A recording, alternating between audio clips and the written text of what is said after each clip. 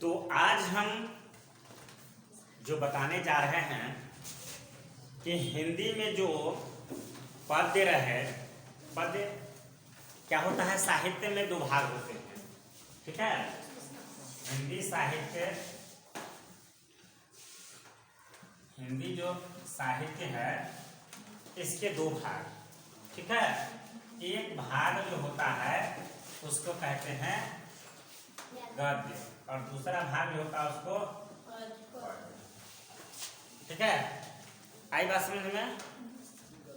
तो हम इस पद में से एक पाठ लिए हैं जो आज पढ़ना है। कौन सा पाठ पढ़ना आज? शक्ति और क्षमा। हाँ, शक्ति और क्षमा।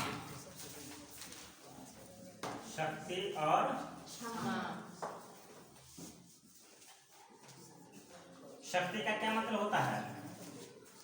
शक्ति को इंग्लिश में क्या कहते हैं? पावर कहते हैं, है ना। और क्षमा का मतलब क्या होता है? फॉरगिव, माफ कर देना, ठीक है, या क्षमा कर देना।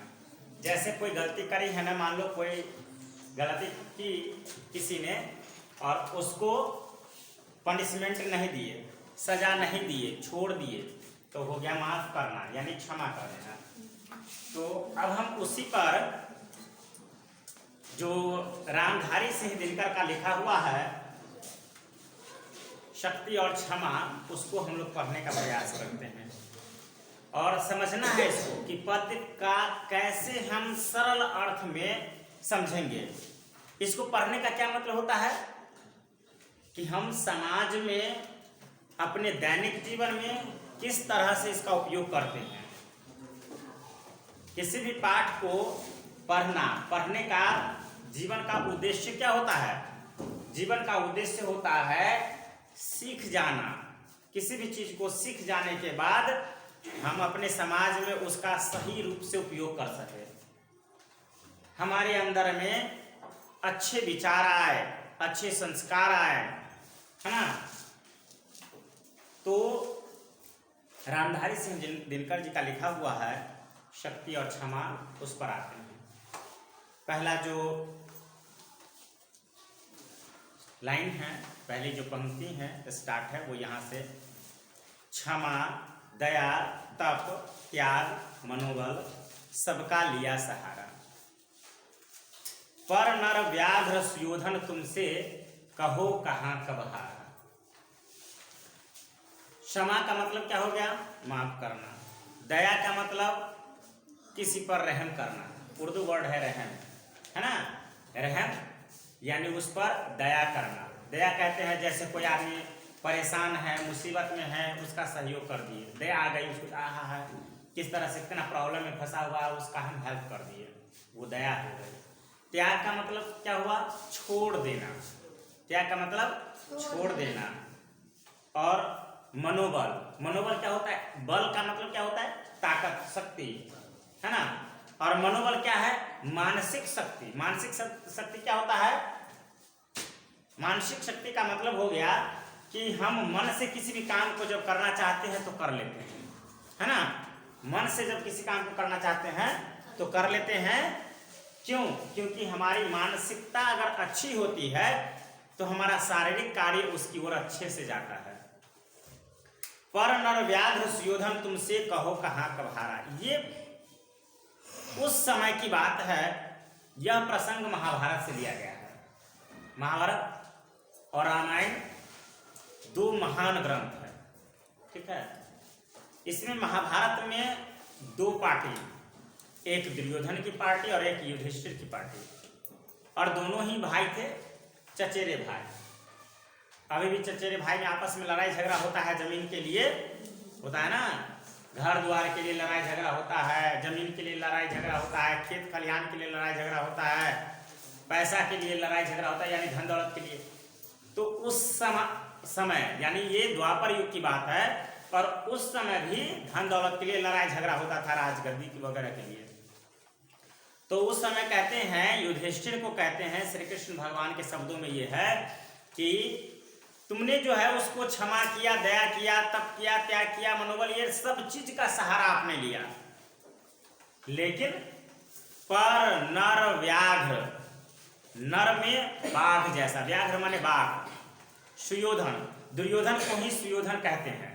सुयोधन, दुर्योधन का मतलब है जिसको युद्ध में आसानी से कोई नहीं हरा सके, लेकिन दुर्योधन को आसानी से हरा देता था, इसलिए इसको क्या कहा गया, सुयोधन, क्योंकि आसानी से इसको हरा देते हैं। दुर्योधन का मतलब हुआ युद्ध में जिसको आसानी से न हरा सके, दुर्योधन, ठीक है, जो आसानी से हार न माने, आसानी से हार न माने। और सुयोधन का मतलब हो गया जिसको आसानी से हरा दे, कोई भी आसानी से उसको हरा दे, तो वो हो गया सुयोधन। इसलिए श्री कृष्ण भगवान ने इनको क्या कहा है, सुयोधन कहा है। कहो कहाँ कब हारा, कभी वो हार माना ही नहीं। आपने तो बहुत उस पर क्षमा किया, दया किया, आपके पत्नी को का वस्त्र हरण किया, राजपाट जीत लिया, लाक्षागृह में जलाने का प्रयास किया, फिर भी आप उसको माफ कर दिए, क्षमा कर दिए, लेकिन वह कभी इस चीज को स्वीकार किया, कभी कहा कि मेरा बड़ा भाई है ऐसा क्यों करे, नहीं कहा, नहीं ऐसा सोचा। तो क्षमा जो करता है उसके बारे में क्या कहा गया है, क्षमाशील हो रिपु समक्ष तुम हुए विनित जितना ही, दुष्ट कौरवों ने तुमको कायर समझा उतना ही। अगर अभी के समय में भी अगर हम किसी को माफ कर देते हैं, क्षमा कर देते हैं, छोड़ देते हैं, जाओ तुम गलती किया हम छोड़ देते हैं, वो आदमी क्या सोचता है, वो आदमी ये सोचता है कि अरे ये तो हमसे डरता है इसलिए छोड़ दिया, वो हमको क्या बिगाड़ लेगा, हैं? उसको कहेंगे तुमको हम देखो गलती किया है छोड़ दे रहे हैं, हाँ, तो कहेगा हाँ हाँ तुम्हारा बिगाड़िए कौन सी लोगे, ऐसा सोचता है। क्यों सोचता है, हम माफ कर दिए, फिर भी वो ना। तो एक कथा प्रसंग है कि एक सर्प जो है ना गांव में सभी लोगों को डस लेता था, जंगल में रहता था, गांव के बगल वाले मतलब जंगल में, और सबको डस लेता था। महात्मा बुद्ध उसी रास्ते से जा रहे थे, मालूम पड़ा कि इतना भयंकर सर्प है, सबको डस लेता है, काट लेता है, लोग मर जाते हैं। उस सर्प को समझाए कि भाई तुम काहे लोगों को डसते हो, है ना। तो वो कहा कि ठीक है महात्मा आप बोले, अब जो है हम उसको किसी को भी नहीं काटेंगे। ठीक है, चले गए। अब गांव का आदमी जब किसी को नहीं काटता था तो गांव का आदमी बच्चा सब उस सांप को उठा उठा करके पटकता था, खेलता था, कोई डरता ही नहीं था, कोई नहीं डरता था। क्यों डरेगा, किसी से कोई क्यों डरता है, इसलिए डरता है कि वो आदमी हमको पनिशमेंट दे देगा, सजा दे देगा, पीटेगा, मारेगा या कुछ नुकसान कर देगा, तो लोग डरता है। और जो सीधा साधा आदमी है, कितना भी महान आदमी है, लेकिन वो सीधा साधा आदमी है तो लोग उससे नहीं डरता है ना, उससे नहीं डरता, उसको लोग डराता है। जिससे लोग नहीं डरता है उसको लोग डराता है, तरह तरह की बातें कर करके। तो सांप से अब कोई डरता नहीं था, सब उठा पटक उसको करता था, मुंह में खून गिरता रहता, शरीर को पटक पटक के मारता सब। गौतम बुद्ध वापस उसी गांव से होकर के जा रहे थे, देखे क्या हुआ भाई तुम्हें, कह देखिए महात्मा जी आप ही बोले कि किसी को नहीं काटना, तो नहीं काट रहे, इसका परिणाम कितना खराब हुआ, ये हमको सब उठा उठा के पटकता है। तो बोले भाई हम तो तुमको बोले थे किसी को काटना नहीं, हम ये थोड़े बोले थे कि फुफकार नहीं छोड़ना। अरे भाई फुफकार छोड़ता था डर से बच्चे आपके पास नहीं आते, आप तो फुफकारे नहीं छोड़ रहे हैं, तो लोग डरेगा कैसे, कोई डर ही नहीं रहा है। मतलब ये है क्षमा तो करना चाहिए, क्षमा तो बहुत अच्छी चीज है, बहुत बड़ा चीज है। क्षमा कर देने से व्यक्ति आपस के वैमनस्यता को भूल जाता है, तो क्षमा तो करनी ही चाहिए। लेकिन अगर हमारे बार बार क्षमा करने के बाद भी अगर कोई इस बात को नहीं समझ पा रहा है तो उसको पनिशमेंट करना भी आवश्यक होता है ना। तो कहते हैं कि तुमसे कहा वो समझा दुर्योधन, वो तो तुमको कायर समझा। कायर किसको कहते जानते हो, कायर कहते हैं जो व्यक्ति किसी दूसरे व्यक्ति के सामने अपना हार स्वीकार कर ले, लड़ाई किए बगैर, बिना युद्ध किए हुए, बिना संघर्ष किए हुए जीवन में जो हार मान ले, उसे लोग क्या समझते हैं? कायर समझते हैं, है ना। लेकिन क्षमा कौन कर सके? तो कहते हैं क्षमा शोभती उस भुजंग को जिसके पास गरल हो। गरल बोलते हैं विष को। विष बुझते हो, जिसके खाने से लोग मर जाता है। तो कहते हैं क्षमा वही कर सकता है जिसके पास विष हो। यानी कहने का मतलब ये हुआ कि क्षमा वही कर सकता है जो दंड दे सकता है। जैसे मान लो हमारे अगल बगल से हरहरा सांप गुजर जाए, तो दूर हरहरा को काटता है नहीं, लेकिन गहुमन गुजर जाए तब क्या सोचेंगे? बाप रे बाप, बच गए, अभी ये खा लेता, क्योंकि गहुमन तो डस लेता है ना, है ना। तो इसलिए लोग उसी से डरता है, या उसी को लगता है कि वो माफ कर दिया जो आदमी कड़ा पनिशमेंट देने लायक होता है ना। और उसको क्या, जो दंतहीन विषहीन विनित सरल हो, जो सरल स्वभाव वाला आदमी है, जो किसी को दंड नहीं देता है, उससे लोग डरता भी नहीं है ना। कैसे? अब देखो रामायण का एक घटना यहाँ बताया जा रहा है। 3 दिवस तक पंथ मांगते रघुपति सिंध किनारे, बैठ पढ़ते रहे छंद अननय के प्यारे प्यारे। श्री राम जी को जाना था कहाँ? लंका। अल्लाह ने करो, श्री रामचंद्र जी को कहाँ जाना था? लंका।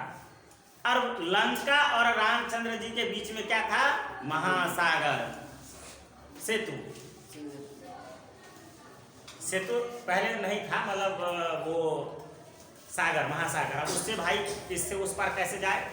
सागर के पानी से उस पार कैसे उतरे? सब लोगों ने कहा कि भाई क्या उपाय होना चाहिए। तो रामचंद्र जी बोले कि चलो भाई इस समुद्र के देवता से, है ना, प्रार्थना करते हाथ जोड़ करके कि समुद्र देव हमको रास्ता दे दीजिए। 3 दिन तक बैठ करके उनका गुणगान करते रहे कि हमको रास्ता दे दीजिए, रिक्वेस्ट करते रहे, प्रार्थना करते रहे कि हमको जाने का क्या दे दीजिए? रास्ता दे दीजिए। क्या रास्ता मिला उनको? नहीं मिला। काहे? क्यों नहीं रास्ता मिला? नहीं, रास्ता इसलिए नहीं मिला क्योंकि ये रिक्वेस्ट कर रहे थे। कभी कभार कुछ चीज जो है जबरदस्ती लेना पड़ता है।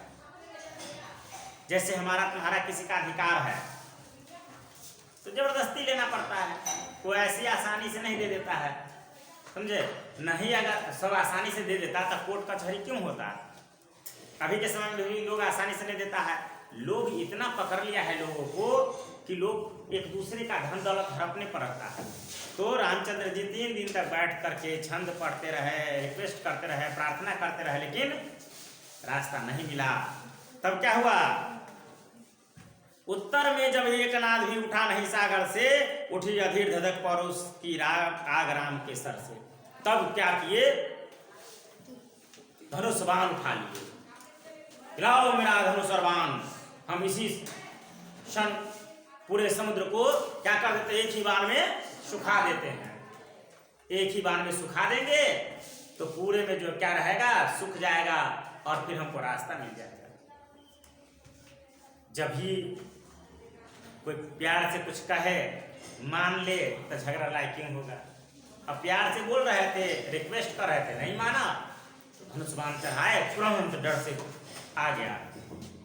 सिंधु देह धर त्राहि त्राहि करता गिरा शरण में, चरण पूज दास्ता ग्रहण की बंधा मूढ़ बंधन में। और पैरों पर गिर पड़ा कि हे प्रभु हमें क्षमा कर दीजिए, क्षमा कर दीजिए, माफ कर दीजिए। हम जो है आपको, आप रिक्वेस्ट किया, आप अनुरोध किए तो हम नहीं आ सके, तो हमको माफ कर दीजिए।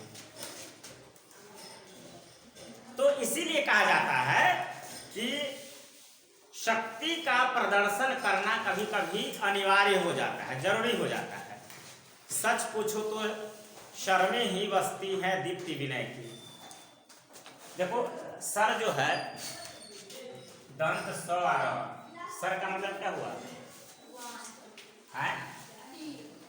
सर को ही सिर कहते हैं। ये सिर हेड है ना, सर या सिर बोलते हैं। और ताला में श आ रहा, ये सर का मतलब होता है वाहन, तीर। है ना, बाण या तीर होता है। तो जब कहते हैं तीर में, ताकत में ही, तीर का मतलब यहाँ हो गया हथियार, उसमें ही विनय है, उसमें ही विनयशीलता है। क्यों है विनयशीलता? कहते हैं कि सच पूछो तो शर्में ही बसती है दीप्ति विनय की। अगर बाण नहीं चलाते, बाण नहीं संधान करते तो क्या समुद्र देवता आते? नहीं आते। लेकिन जैसे ही संधान की तो दौरा आया, क्योंकि अब डर लग गया उसको कि अब अगर नहीं आएंगे तो फिर हमारे साथ दुर्गति होगी, हमारा नुकसान होगा, है ना। तो इसलिए कहा गया है कि सच पूछो तो शर्में ही बसती है दीप्ति विनय की, असंधि वचन संपूज्य उसी का जिसमें शक्ति विजय की। जो जीत सकता है और तब वह किसी को संधि के लिए बुलाता है, कहता है कि चलो भाई समझौता कर लो, तो वो मायने की चीज होती है ना। नहीं तो लोग वैल्यू नहीं करता है। सहनशीलता क्षमा दया को तभी पूजता जग है, बल का दर्प चमकता उसके पीछे जब जगमग। कहते हैं कि सहनशीलता, क्षमा, दया, ये सब तभी पूजा जाता है जब उसके पीछे बल होता है, बल का दर्प रहता है ना। बल का मतलब क्या हुआ? ताकत, बल का अभिमान हो, गुरूर हो, तभी उसको लोग अच्छा समझता है, या उसको समझता है कि ये व्यक्ति जो है हमको क्षमा कर दिया। नहीं तो नहीं समझता है ना। अब इसको क्या करना है, इसको याद कर लेना है। रामधारी सिंह दिनकर जी का लिखा हुआ है, इसको कैसे पढ़ना है। क्षमा दया तप त्याग मनोबल सबका लिया सहारा, पर नर व्याघ्र सुयोधन तुमसे कहो कहाँ कब हारा। क्षमाशील हो रिपु समक्ष तुम हुए विनित जितना ही, दुष्ट कौरवों ने तुमको कायर समझा उतना ही। क्षमा शोभती उस भुजंग को जिसके पास गरल हो, उसको क्या जो दंतहीन विषहीन विनित सरल हो। 3 दिवस तक पंथ मांगते रघुपति सिंधु किनारे, बैठ पढ़ते रहे संग अनुयायी के प्यारे प्यारे। उत्तर में जब एक नाद भी उठा नहीं सागर से, उठी अधीर धधक पर उठी आग राम के सर से। सिंधु देह धर त्राहि त्राहि करता गिरा शरण में, चरण पूज दास्ता ग्रहण की बंधा मूड बंधन में। सच पूछो तो शर्में ही बसती है दीप्ति विनय की, संधि वचन संपूज्य उसी का जिसमें शक्ति विनय की विजय की। सहनशीलता क्षमा दया को तभी पूजता जग है, बल का दर्प चमकता उसके पीछे जब जगमग है। तो इसको क्या कर लेना है, याद कर लेना है। ठीक है, बढ़िया से।